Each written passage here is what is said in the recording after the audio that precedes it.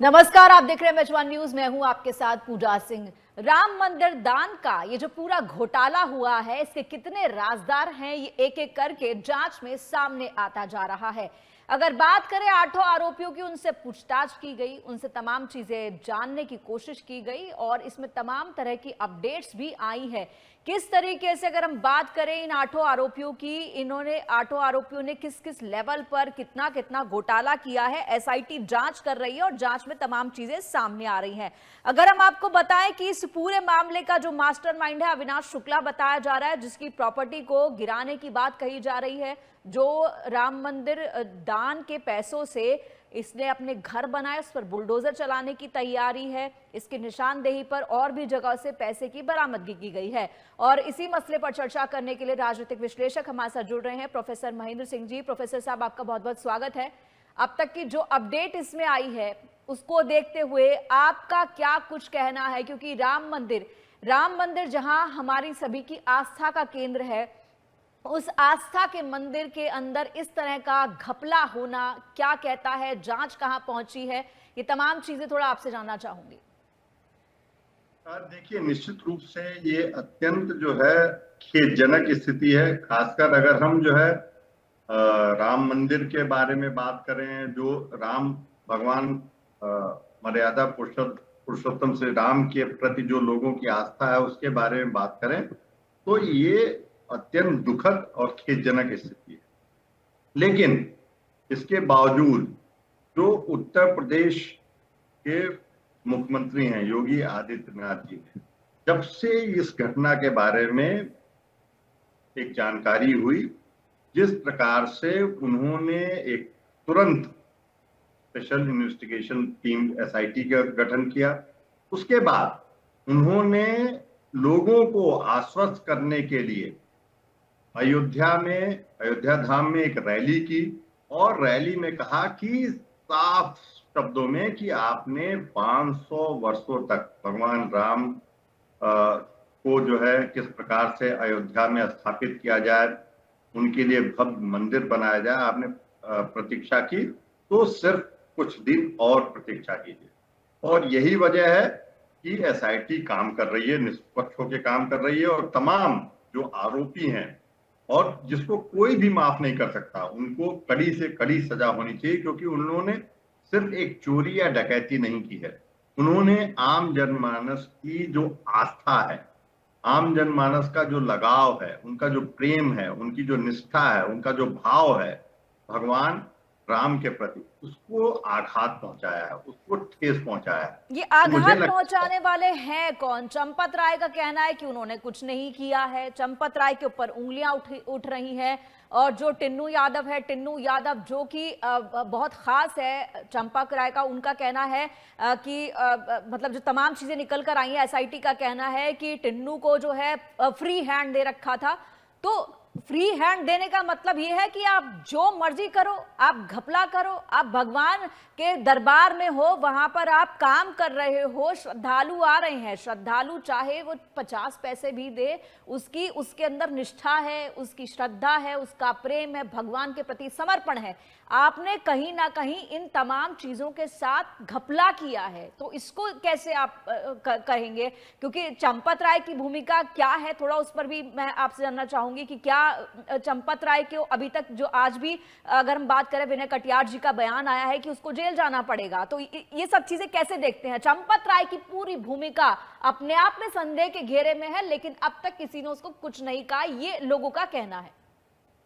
देखिए पूजा जी, ये एकदम साफ हो गया है कि बहुत ही अनप्रोफेशनल तरीके से उस ट्रस्ट को संचालित किया जा रहा है, बहुत ही अनप्रोफेशनल तरीके से उस पूरी जो आप कहेंगे जो चढ़ावा चढ़ता है, जो चंदा लोग देते हैं अपनी गाड़ी कमाई से, गरीब आम जनमानस 10 रुपए से लेके 5 रुपए से लेके जो है वो जो चढ़ाते हैं, उसको किस प्रकार से सही तरीके से बैंक तक पहुंचाया जाए, ये पूरी प्रक्रिया जो एकदम संदेह के घेरे में, पूरी प्रक्रिया पे किसी ने बहुत ही सूक्ष्म रूप से ध्यान नहीं दिया।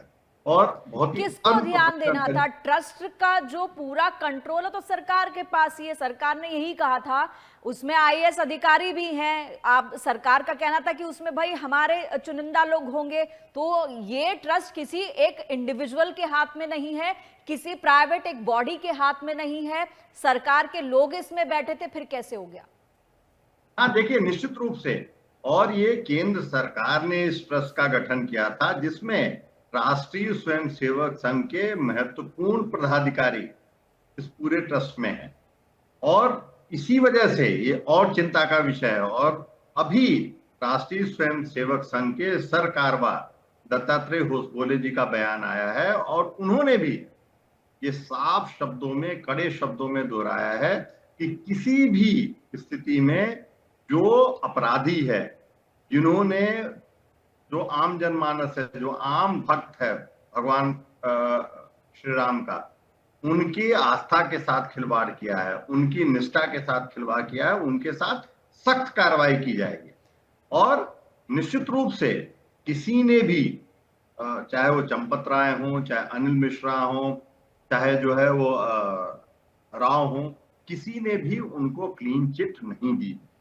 क्लीन चिट नहीं दी, लेकिन कार्रवाई ना होना भी सवाल उठाता है। ये एक बड़ा सवाल है। चंपत राय को अगर कोई बचा रहा है तो कौन बचा रहा है, क्यों बचा रहा है?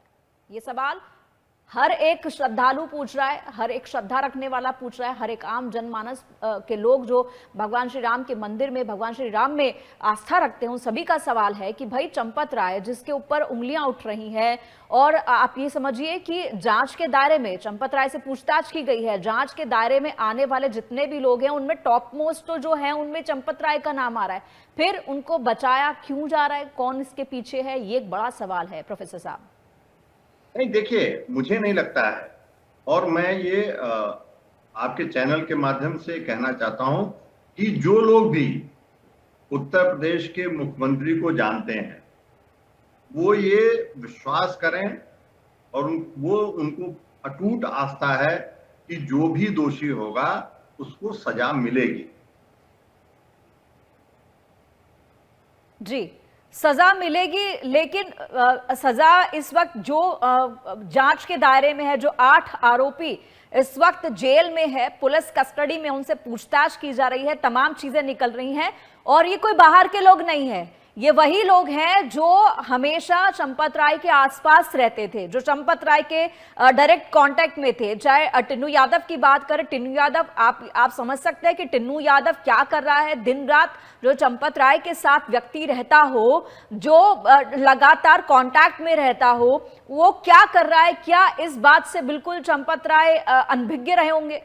किस तरीके से अयोध्या राम मंदिर ट्रस्ट के जो पैसे थे, दान में मिले पैसे थे, उसमें किस तरीके से घपला किया गया है, चोरी की गई है। और ये आस्था से कोई जोड़कर देखे ना देखे, लेकिन उसके हर एक पैसे के अंदर हर एक दर्शन करने वाले श्रद्धालु की श्रद्धा थी। आप इसे इस तरीके से देखिए। तो अगर जो लोग कहते हैं इसका धर्म से कोई लेना देना नहीं है, इस पूरे घपले का, गमन का, लेकिन हम कहते हैं कि बिल्कुल लेना देना है। अब यहाँ पर जिस तरीके से कार्रवाई की बात कर रहे हैं कि अविनाश शुक्ला जो इसमें मास्टरमाइंड कहा जा रहा है, उस मास्टरमाइंड ने बताया कि किस तरीके से 14 कोस की परिक्रमा के रास्ते में किस तरीके से जो है लगातार बंदर बांट हो रही थी, किस तरीके से पैसे बट रहे थे, किस तरीके से घपले हो रहे थे। लवकुश की बात करें या अनुकल्प मिश्रा की बात करें, दोनों के घर पर बुलडोजर चलाने की तैयारी है। लेकिन इन सब के ऊपर अगर हम पिरामिड बनाए तो पिरामिड के ऊपर सबसे पहले कौन आता है? चंपक राय। प्रोफेसर साहब, मेरा सवाल यही था कि चंपक राय पर कार्रवाई की बात कही जा रही है, ये कार्रवाई जिस ढंग से, जिस तरीके से होनी चाहिए, वो क्यों नहीं हो पा रही? देखिए, ये साफ है, एक आम हिंदू की तरह जो भगवान राम में विश्वास करता है, मैं भी ये मानता हूं कि ये सिर्फ ये जो 8 लोग गिरफ्तार हुए हैं, ये बिना किसी बड़े आदमी के समर्थन के, सहयोग के कितने दिनों तक इस स्तर की चोरी डकैती नहीं कर सकते। तो ऐसे में जो जिम्मेदार लोग हैं, जिन पे उंगलियां उठ रही हैं, उनको खुद आगे आना चाहिए और जो एसआईटी ये है उसके आपने जो शपथ। बात कही है ये तो राम राज्य वाली बात कह सकते हैं हम, या फिर हम कहें कि ये कलयुग की बात हो ही नहीं सकती कि चोर आके कहे जी हम चोर हैं। नहीं नहीं, मैं पूरा करता हूं अपनी बात। लेकिन मैं आपको ये विश्वास दिलाता हूं कि जितना मैं उत्तर प्रदेश के मुख्यमंत्री को, योगी आदित्यनाथ जी को जानता हूं, मुझे नहीं लगता है कि अगर किसी भी बड़े लोगों का, चाहे वो चंपक राय हो, चाहे वो अनिल मिश्रा हो, चाहे वो गोपाल राव हो, कोई भी हो, या उनके भी ऊपर कोई व्यक्ति हो, अगर वो दोषी होंगे तो उनको सजा मिलेगी। ये इंश्योर, ये सुनिश्चित करने की जिम्मेदारी अब उत्तर प्रदेश के मुख्यमंत्री के ऊपर है। मुझे लगता है कि हमें थोड़ा सा इंतजार करना चाहिए। निश्चित रूप से मुझे लगता है कि इस पूरी जो मैं कहूं कि करोड़ों राम भक्तों की आस्था के साथ खिलवाड़ किया गया है, छल किया गया है, उनके साथ उनको ठेस पहुंचाया गया है। जी, ऐसे ठेस में पहुंचाई गई है, आरोप, लेकिन एक सवाल प्रोफेसर साहब ये भी है कि ये ठेस पहुंचाई नहीं गई है, ये कंटिन्यूस पहुंचाई जाती रही है, और ये जब जाके खुली है तब समझ में आया कि घपला कितना बड़ा था। अब इस पर राजनीति भी हो रही है, इस पर जो शुरुआत करने वाले थे समाजवादी पार्टी के प्रमुख हैं अखिलेश यादव, और इस पर राजनीति भी हो रही है। अब इतना बड़ा मसला है ये, क्योंकि अगर हम बात करते हैं पिछला चुनाव जो है लोकसभा का, उसके अंदर अयोध्या का कार्ड खेला गया था, नुकसान तो वहां पर भी हुआ था। अब तो बिल्कुल घपला ही सामने आ गया। तो ये 2027 के लिए ये पूरा मामला क्या बड़ा चैलेंज बन पाएगा उत्तर प्रदेश में बीजेपी के लिए? निश्चित रूप से देखिए, ये सीधे सीधे हिंदू समुदाय की धार्मिक आस्था, प्रभु श्री राम में विश्वास पे आघात किया गया है। और मुझे लगता है कि ये एक बड़ा मुद्दा है। और जिस प्रकार से जो विपक्षी दल हैं, समाजवादी पार्टी हो या जो कांग्रेस हो या अन्य दल हो, जो इसको पूरा एक राजनीतिक जो है रंग देने की कोशिश कर रहे हैं, उसका राजनीतिक फायदा उठाने की कोशिश कर रहे हैं, और उसमें मैं कुछ गलत भी नहीं पाता हूं। और ऐसे समय में जब सिर्फ 8 महीने से कम समय है उत्तर प्रदेश में चुनाव के लिए, तो मुझे लगता है कि भारतीय जनता पार्टी को सचेत होना पड़ेगा। और शायद ये कम समय ही, ये राजनीतिक मजबूरी ही जो है भारतीय जनता पार्टी और राष्ट्रीय स्वयंसेवक संघ, विश्व हिंदू परिषद के जो शीर्ष लोग हैं, उनको मजबूर करेगी कि जो भी अपराधी हैं उनको कड़ी से कड़ी सजा मिले। और जो करोड़ों श्रद्धालु हैं उनको विश्वास दिलाना पड़ेगा आपको कि आपने सही चोर को पकड़ा है, आपने सच में जिसने डाका डाला है उसको पकड़ा है। तो ये निश्चित रूप से मैं ये मानता हूं कि उत्तर प्रदेश के मुख्यमंत्री ऐसा करने में सक्षम है और वो ऐसा कर सकते हैं। जी, लेकिन कितनी बार करना पड़ेगा ये जिसे कहते हैं डैमेज कंट्रोल? पहले अभी कुछ दिन पहले मणिकर्णिका घाट के सौंदर्यकरण को कहें, वो एक विवाद बड़ा बना, वो भी आस्था से जोड़कर, इतिहास से जोड़कर देखा गया। अब ये भी सीधे आस्था से जोड़ कर देखा जा रहा है, आस्था का सवाल इसे बनाया जा रहा है। तो आपको लगता है जिस आस्था के साथ चलती है, जिस हिंदुत्व के कार्ड पर बीजेपी चलती आई है, अब ये कार्ड उत्तर प्रदेश में एक मुसीबत बन सकता है क्या? एक डैमेज कंट्रोल जो है उस पर अब बीजेपी ने काम करना भी से शुरू कर दिया है। देखिए, एक बड़ी चुनौती बनके ये निश्चित रूप से भारतीय जनता पार्टी और पूरे संघ परिवार के ऊपर खड़ा पड़ा है। और मुझे लगता है कि पूरी इस आप कहें भारतीय जनता पार्टी, जो संघ परिवार है, जो बीएचपी है, मुझे नहीं लगता है कि योगी आदित्यनाथ से बेहतर कोई व्यक्तित्व होगा जो ऐसी मुश्किल स्थिति में, खासकर अगर आप जो राजनीति का प्रश्न कर रही हैं, इनको उबार सके। क्योंकि उनके ऊपर सबसे महत्वपूर्ण बात है कि लोगों को विश्वास है कि वो सचमुच में न्याय दिलाएंगे। उनके साथ जो ठगी हुई है, जो छल हुआ है, जो करोड़ों श्रद्धालुओं के साथ, ये सबसे बड़ा, सबसे महत्वपूर्ण बात है कि उत्तर प्रदेश की जनता में, और उत्तर प्रदेश ही नहीं, मैं कहता हूं जो भी भगवान श्री राम के जो भक्तजन है, उनमें ये योगी आदित्यनाथ को लेके एक विश्वास है कि वो जो भी अपराधी हैं उनको सजा दिलाएंगे। और ये तो बहुत जरूरी है, ये बहुत जरूरी है कि जो कल्प्रिट हैं उन्हें सलाखों के पीछे पहुंचाया जाए, क्योंकि इस वक्त अगर हम बात करें, मुझे लगता है इस बात से शायद आप भी सहमत होंगे कि इस वक्त उत्तर प्रदेश के जो मुख्यमंत्री हैं योगी आदित्यनाथ जी, उनके सर पर एक तरीके से कांटों का ताज है और उनको इससे निकलना ही होगा, डैमेज कंट्रोल करना ही होगा, वरना बड़ा नुकसान उत्तर प्रदेश में आने वाले चुनावों में हो सकता है। देखिए, मैं एकदम आपसे सहमत हूं, क्योंकि जो एक लोगों की आस्था के साथ खिलवाड़ हुआ है और आप ऐसी जगह से लुटे हुए आप महसूस कर रहे हैं जहां पे आपको सबसे ज्यादा अटूट विश्वास हो, तो इससे बड़ी ठेस और आपको कोई नहीं पहुंच सकता। लेकिन वहीं जैसा मैंने पहले कहा कि आम जनमानस के बीच जो भगवान राम के भक्त हैं, उनको विश्वास है कि योगी आदित्यनाथ उनको न्याय दिलाएंगे। उनकी जो आस्था को ठेस पहुंची है उस पर मरहम लगाने का काम करेंगे, अपराधियों को सजा दिलाने के। क्योंकि गोरक्षपीठ की पूजा जी 3 पीढ़ियां जो शुरू से राम जन्मभूमि आंदोलन से जुड़ी रही, और राम जन्मभूमि आंदोलन को जिसकी चर्चा कम होती है, राष्ट्रीय स्तर पे कम होती है, राम जन्मभूमि आंदोलन को सिर्फ अपर कास्ट, सिर्फ जो समाज में ऊंचे लोग हैं उनसे निकालकर इस आंदोलन में अगर जो नीचे का तबका है, जो हमारी जो सामाजिक पायदान है, उसमें उनको जोड़ने का काम जो है महंत अवैधनाथ जी ने किया था। और बड़े स्तर पे जो एक मास मोबिलाइजेशन हुआ राम मंदिर के पक्ष में, उसमें गोरक्षपीठ की महत्वपूर्ण भूमिका रही है, बहुत ही निर्णायक भूमिका रही है।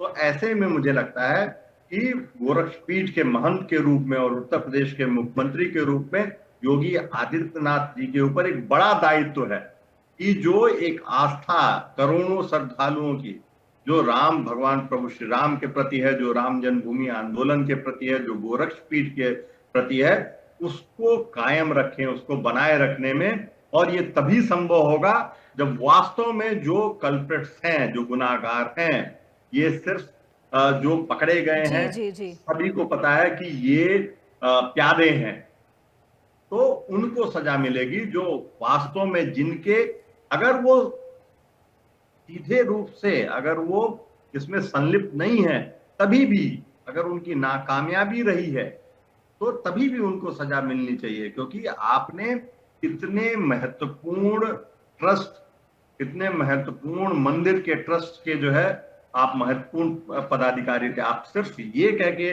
जो है पल्ला नहीं झाड़ सकते कि नहीं ये नीचे के लोगों ने। जी, जाहिर सी बात है। प्रोफेसर साहब, वक्त नहीं है कि मैं इस चर्चा को आगे बढ़ाऊं, लेकिन ये मसला जिस तरीके से आगे बढ़ रहा है, आपसे आगे भी चर्चा होगी। फिलहाल के लिए बहुत बहुत शुक्रिया हमसे जुड़ने के लिए, इस पूरी बातचीत के लिए।